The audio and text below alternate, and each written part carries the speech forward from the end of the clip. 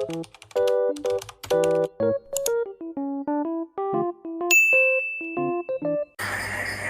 adalah salah satu hewan yang spesial dalam ajaran Islam.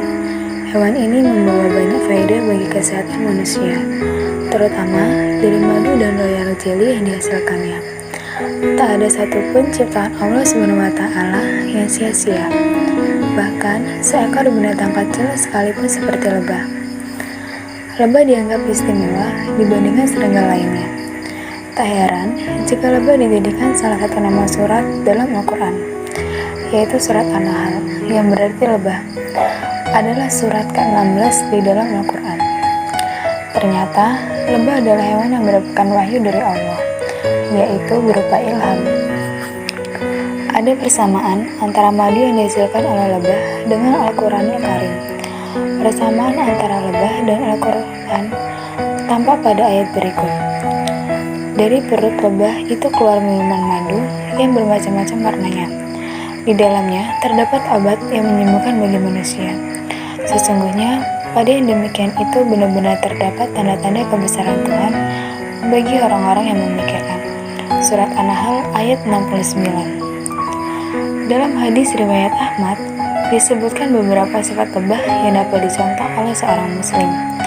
Dari Abdullah bin Amr bin As, bahwa ia mendengar Rasulullah SAW bersabda, "Sesungguhnya, perumpamaan seorang mukmin seperti lebah.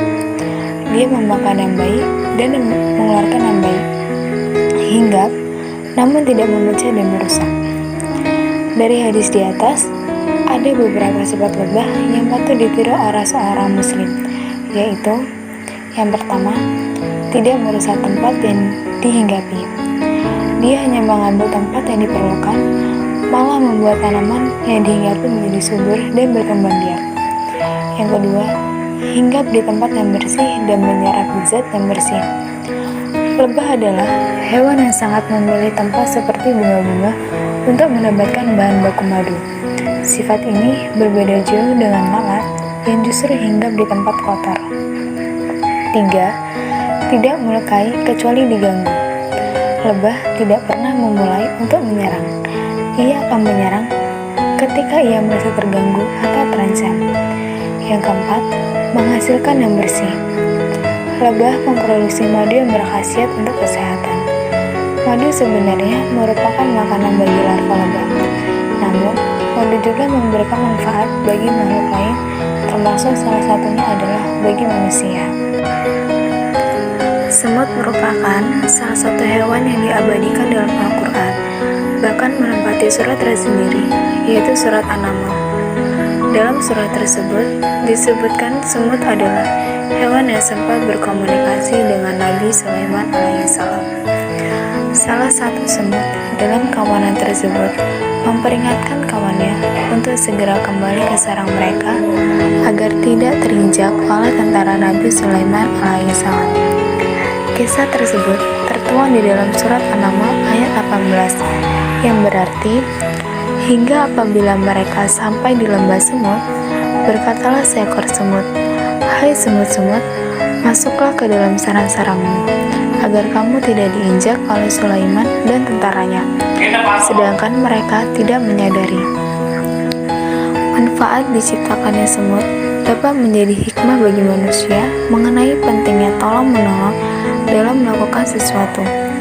Manfaat diciptakannya semut ini juga dijelaskan oleh Ridwan Abdullah Sani dalam buku Al-Quran dan Sains, yang menerangkan semut dapat membantu membersihkan sisa-sisa remah, makanan, dan bangkai yang disisakan hewan pemangsa.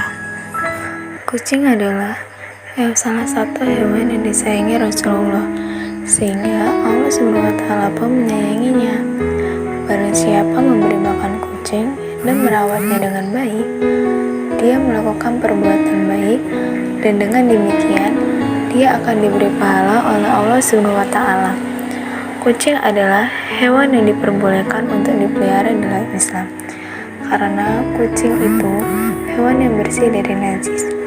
Dalam agama Islam, seluruh umat diajarkan untuk saling menjaga dan berperilaku baik terhadap semua makhluk ciptaannya, termasuk memelihara kucing. Kucing juga merupakan Hewan yang sangat senang apabila diberi banyak perhatian dan disayang. Jika pemiliknya memberi kasih sayang kepada kucing, kucing tersebut juga akan mendoakan kebaikan kepada tuannya karena telah menyayangi dan memeliharanya dengan baik. Diketahui ada sebuah hadis yang menyebutkan bahwa kucing itu tidak najis seperti air liur anjing. Hadis tersebut diriwayatkan oleh Imam Tirmizi, Ibnu Majah, Abu Daud, Imam Ahmad, Imam Malik, Imam An-Nasai, dan Imam At-Tirmidzi. Adapun bunyi hadisnya sebagai berikut. Kucing itu tidaklah najis. Sesungguhnya, kucing ialah hewan yang sering kita jumpai dan berada di sekeliling kita. Dalam hadis lainnya, juga disebutkan bahwa kucing itu suci dan tidak najis. Adapun hadis tersebut diriwayatkan oleh Imam Muslim yang berbunyi sebagai berikut. Kucing termasuk perhiasan rumah tangga, ia tidak dikotori oleh sesuatu.